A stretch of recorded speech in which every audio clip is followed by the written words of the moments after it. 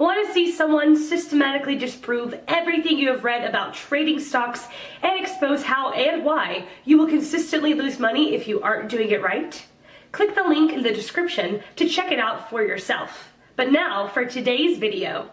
The question, what is better, trading in stock or trading in options? Answer by Alan Kung. Stocks and options both have their own individual pros and cons. Stocks pros: high volume.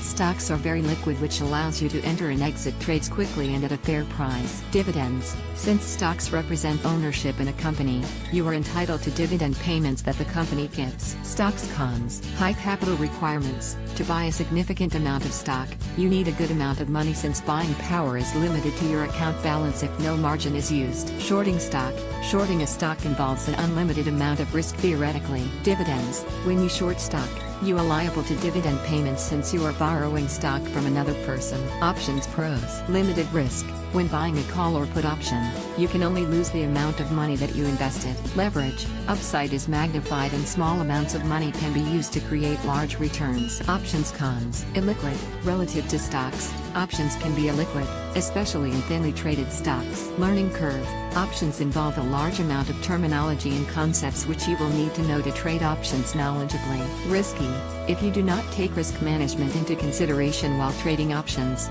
losing a large amount of your money is likely. Answer by Henry Fung. Neither is better than the other.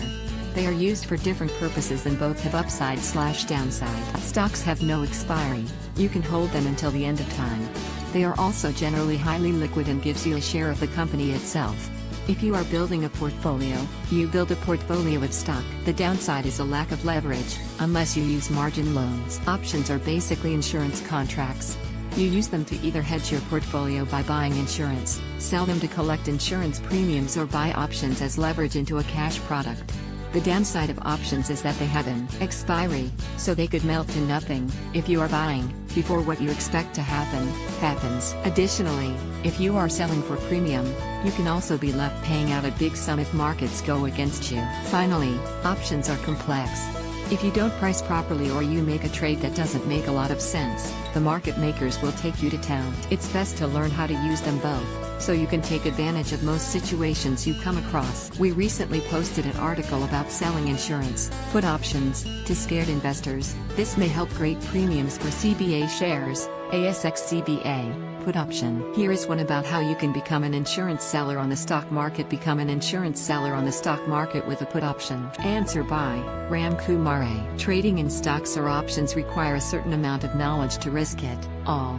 Stocks can still be traded with some kind of news, but options are complicated instruments for a newbie. This needs to be learned intensively to be successful. Stocks should be the beginner level entry to stock markets. Slowly you can start to understand the basics of derivatives, futures and options, and then start monitoring how it works. Paper trading is one of the oldest, effective way of learning derivatives and should be used to learn any level of trading. Even big successful traders paper trade their strategies before jumping into the real trades.